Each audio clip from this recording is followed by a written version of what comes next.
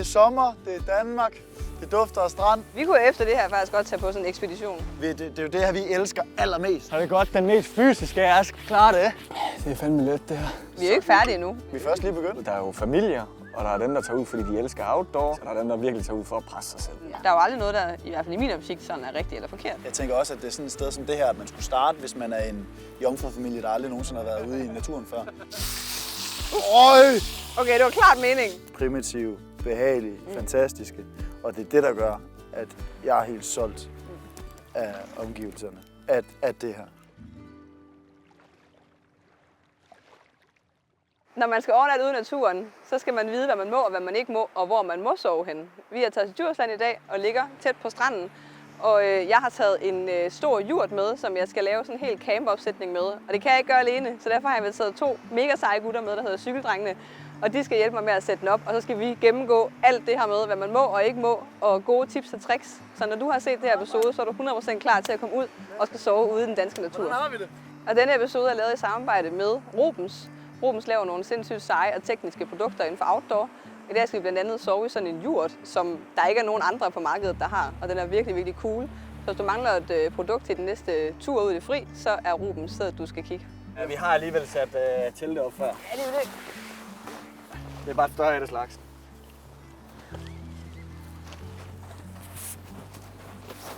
Jeg tror lige, vi skal den her om. Hvis du bare lige tager den der af. Så kan de jo bare sætte det op. Så venter jeg. Det var derfor, jeg tog dem med. Det var for, at de bare kunne gøre det hele. Trækker du bare. Bare træk.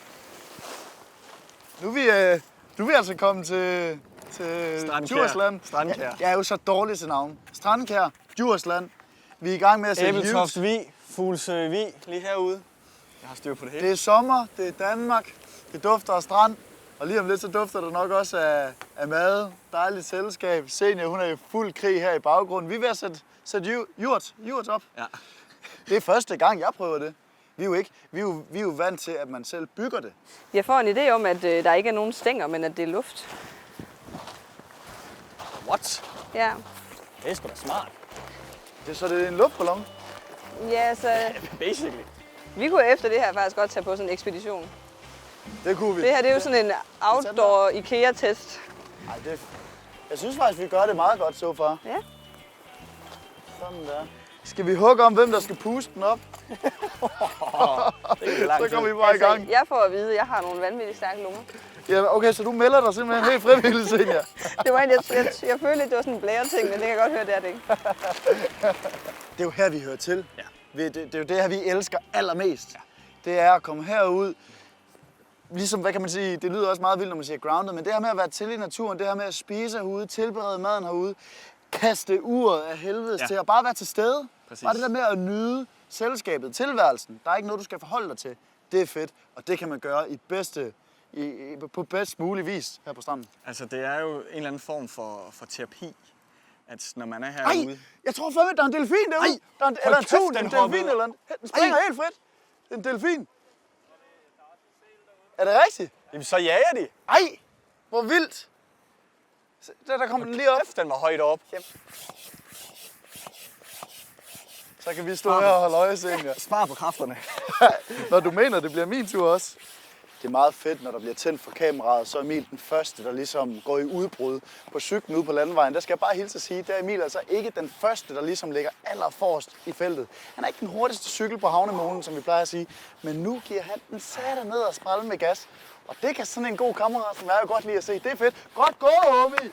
Bare kør på! Gas! Du er fandme stærk, mand. Du er for vild til det her. Sådan. High five. Sådan. Bare kør på. Okay, der suger du ud. Det er rigtigt. Prøv lige... Så prøv at sætte den i, og så prøv på. Skal der en lås til? Nej, men den der kan man åbne, når man er tæt på at være færdig, for at det ikke er så stramt. Ja, det er det nemlig. Det er det. Det er til menige danskere, der skal på eventyr i naturen. Men vi ved faktisk godt det her. Vi laver fejlen for at... Hvorfor skal du have den i munden? Kan du ikke bare mærke på hånden? Okay. Den må kunne låses i det. Prøv Gør lige. det samme. Gør den det samme? Det er typisk ham bare at stå der og snakke, så Ej, jeg har gang i en spændende snak, så jeg ikke skal pumpe op. Ja, det er fint. Så er det godt, den mest fysiske af os klarer det. Ham, der var i bedst form. Kan du ikke mærke, at der sådan er lidt luft i, eller hvad? Nu falder den igen.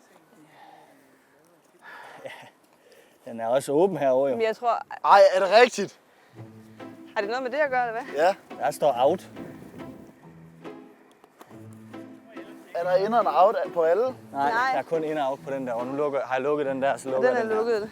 Ej, hvis det så er derfor. Ja, nu på den. Så, nu sker der mega meget. Se, hvordan den hopper nu. Ja. Jeg troede, man skulle... Det er fandme let, det her. Nu er vi tæt på at være i mål med den her hjort. Og når man lige har fundet fidusen i, at man skal have presset loftet op, så siger det bare whoopty, og så står der en hjort. Og så skal man lige kigge på brugsanvisningen, hvad der skal lukkes, inden man går i gang med at pumpe luft i. Man kan stå så oprejst herinde. Men jeg vil sige, i sådan en juli måned her, selvom der kun er en 18 grader udenfor, så er der lidt mere herinde. Så hvis man virkelig godt kan lide sådan noget saunagus, eller bare stege sig selv af, så er det en genial idé, det her. Så tror jeg faktisk, vi er ved at være der. Kigger jeg også på hældninger i jorden og sådan noget? Ja, det skal helst så fladt som muligt. Og så selvfølgelig, når det er så stort som det her, som hjorten, så skal pløkkerne jo også kunne gå godt i. Ja. For hvis de vil kunne give slip let, så er jeg heller ikke der. Og hvis det her med vejrudsigten, hvis det nu blæste en halv pelikan i dag, så er det nok ikke lige her. Nej. Hvis det regner helt vildt, så vil det nok heller ikke være her. Nu har vi jo så lagt et footprint under. Nogle footprint, de kommer med en kant, så Ja, der, så det går der er det ikke så vigtigt. Men sådan en god tommelfingerregel, det er jo også, nu ligger vi på sandunderlag, det betyder også, hvis det begynder at regne, jamen, så vil vandet nedad. Hvis det nu var jord, ler, så skulle man nok ikke ligge i sådan en grøde her, hvor vandet vil samles inde i midten. Jeg skal ikke kunne sige det 100%, men som sagt, de blev jo ikke bygget ud af det her stof. Nej. Men det er jo for det meste steder, hvor der er sand. Det er jo ikke en skandinavisk ting. Nej, det er mongolsk. Ja. Og der ved jeg i hvert fald, at hvis du for eksempel vælger en zibi, eller den form, så vil sandet også lægge sig. Her kan det stå mere imod, fordi det er jo for det meste ude i ørkener, at der er jurte.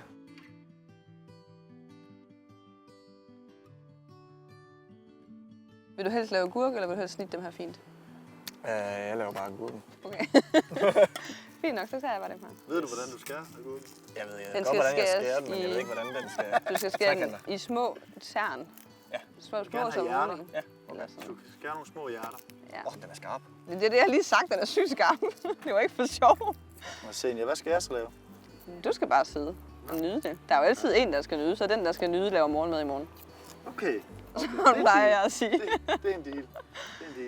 Altså jeg er ikke så vild med at lave mad. Jeg synes godt, det kan være hyggeligt, hvis man gør det til et fælles projekt, en fælles ting. Ja. Til gengæld, så er jeg vild med at spise det. Ja.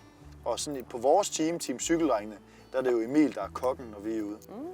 Så går jeg og fodrer bålet, og så drikker jeg måske en ekstra øl, og du ved alt det hårde der. Der er nogen, der skal slide for det. Det er jo klart den fordeling, vi står i dag med alt det hårde. Men det er jeg til gengæld også god til. Ja. Og Emil han er god til at lave mad. Ja. Så, Fedt. og så endnu bedre, Emil han spiser ikke så meget. Og jeg spiser rigtig meget. så jeg kan altid få lov til at få en ekstra eller 2 ekstra portioner. Så passer I jo godt sammen. Sådan er det altid. Når jeg laver mad herude, så er det altid enten med en øl eller et glas vin. Ja. Og det er også altid i... Ja. Og så lad os lige nyde momentet. Er der noget bedre end det her? Ej, det er fandme skønt. Så er det altså dansk sommer, når det er bedst. Men man kan så også sige, at det er lidt luksus, det her. Ja, fordi at når man snakker sådan friluftsliv og outdoorsen, så er der jo mange måder at dyrke det på. Ja. Og der er jo aldrig noget, der i hvert fald i min optik sådan er rigtigt eller forkert. Man skal jo gøre det, man synes er mest nice. Præcis. Ja.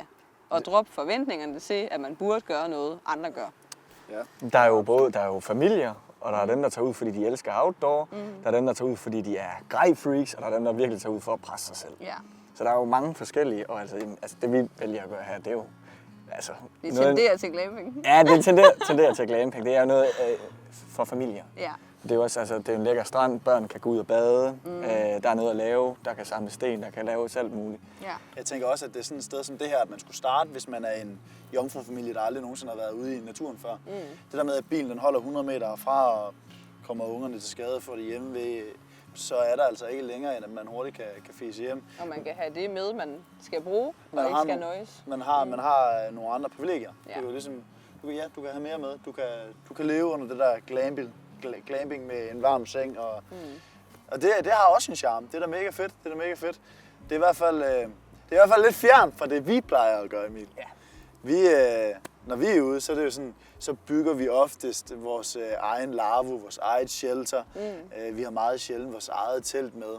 Jeg synes også, man skal udnytte det, vi har, og kunne bruge den dag i dag i det semoderne samfund, hvor man har så mange muligheder, fordi at det er bare lettere. Men nogle gange, så tror jeg også, det er sundt nok ligesom at finde helt tilbage til det der urinstinkt. Helt sikkert. Shelterpladser overalt. Ja, i det er Danmark. rigtigt, Det er jo ja. også fantastisk. Og det er måske endda også lidt mere primitivt end sådan noget som det her. Ja.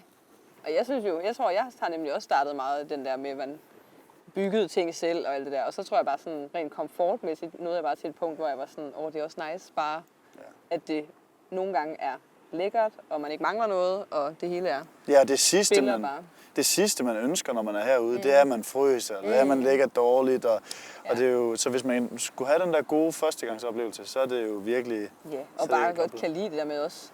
Altså der er jo, hvis man ikke ved, at man er til outdoor, eller man ved, at man er til outdoor, men man ikke er til det sådan primitive, så er det jo også mega okay altid at gøre det her. Helt sikkert. Altså at man så har sådan et setup, man kan tage med. Men nu synes jeg, vi skal skåle. Ja, Fordi dejligt. Jeg sad lige og ventede på det. Ja, og så vil jeg lige sige tak for dejligt selskab. Jamen selv Og tak. fordi I vil være med. Det vil jeg også tak for. Det har været Vi er jo ikke færdige endnu, men... Heldigvis ikke. Nej. Vi det er er først det. lige begyndt. Ja, Skål. præcis.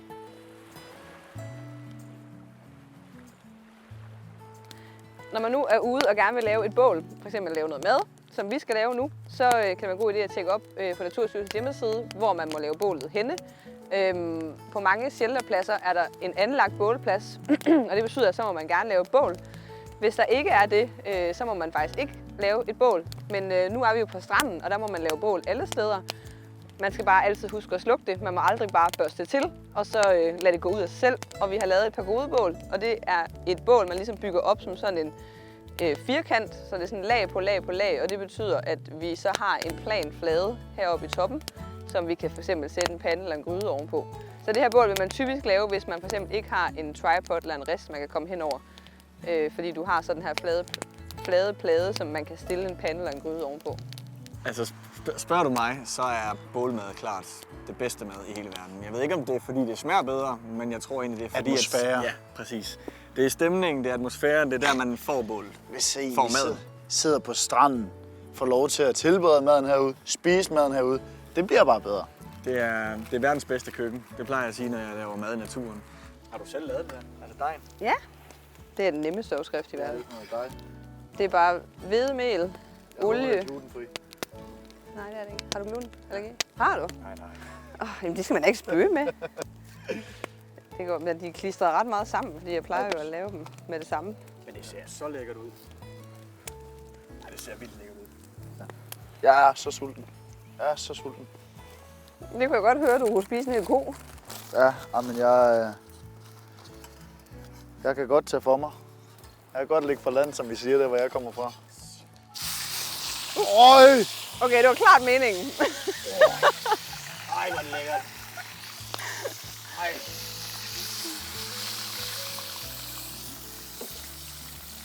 Nøj.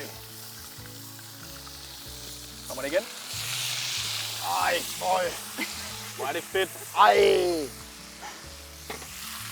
Ej, det dufter jo også sindssygt godt. Ja. Sådan 2 bøffer der. Ej, det ser Nå, Ja, okay, det er også lækkert. det blev perfekt.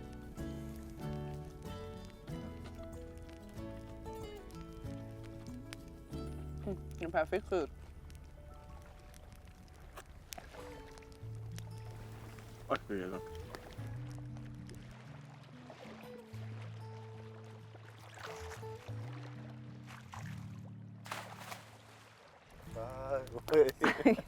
Selvfølgelig kunne du komme med lidt twist. Skal du have... Det er meget anderledes i forhold til, når Emil og jeg vi tager på cykeleventyr. Så har man ikke den samme luksus. Når vi kommer frem til vores campspot om aftenen, jamen, så slår man sit telt op. Man får der liggeunderlaget ud, sovepose, og så er det det, man har. Du bor jo basically i en taske. Ja. Men elementet i at sidde herude i naturen, rundt om lejrbålet, er det samme primitive, behagelige, fantastiske. Og det er det, der gør, at jeg er helt solgt af omgivelserne, af det her. Det er sådan et sted, hvor man ikke føler sig dømt på nogen måde. Man skal ikke være noget, man skal ikke være nogen. Man skal bare være sig selv. Man kan snakke, man kan tie fuldstændig stille. Ja. Men selv når der er stille, så bliver der jo snakket på en eller anden måde. Det er sådan noget helt anderledes. Ja. Jeg elsker det. Så summa summarum med alt det her, så vil vi jo alle sammen bare gerne have, at folk får øjnene op for, at man kan komme ud på hver sin måde, som man har lyst. Ja. Og der er plads til alle, uanset hvad der passer en. Absolut. Og at Danmark er omringet af flere tusinder kilometer kyst. Så der er rig mulighed for at finde det her, hvor end du bor. Ja. Altså, hvor end du bor i Danmark, der det ligger i bund og grund lige i baghaven. Det skal man prøve. Ja. Det skal man prøve. Ja. Nu er aftenen ved at nå sin ende, og du skal jo huske, at du kan bruge naturen lige præcis, som du har lyst til. For der er jo ikke noget, der er hverken er rigtigt eller forkert. Så det handler bare om at finde præcis den måde, som du synes er det rigtige for dig. Fordi at alt det her, vi sidder i lige nu, det er jo bare lige ude i vores baghave. Så det er bare med at komme ud og bruge det. Og når det er sagt, så vil jeg sige godnat, og tak fordi I har set med. Hvis du har lyst til at se mere, skal du abonnere på kanalen, for der kommer mange flere episoder derude. Vi glæder os til at tage jer med. Hej hej!